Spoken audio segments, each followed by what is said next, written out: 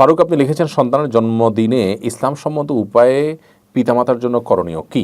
জন্মদিনে কোনো বিশেষ করণীয় নাই। অযথা অপ্রয়োজনে এবং অহেতুক অনেক দিবস অনুষ্ঠান ইত্যাদি আমাদের আজকের এই পৃথিবীতে প্রচলিত হয়েছে। এর মধ্যে জন্মদিবসের বিষয়টা অবশ্য আজকে প্রচলিত হয়নি, এগুলো অনেক আগে থেকে হয়ে আসছে। কিন্তু এর আগে আমরা বারবার বলেছি যে নবী করিম সাল্লাল্লাহু সাল্লাম, সাহাবায়ে কেরাম, খোলাফা রাশেদা, ইসলামের সোনালী যুগের সকল মনীষীগণ যারা আমাদের অনুসরণীয় অনুকরণীয়, তারা কেউ জন্মদিনকে কেন্দ্র করে কোনো আনুষ্ঠানিকতায় তারা কখনো সামিল হননি। যার কারণে একজন মুসলিমের জন্য এটি কখনো করণীয় কিছু হতে পারে, অর্থাৎ দিবসকে কেন্দ্র করে আমাদের বিশেষ কিছুই করার নেই।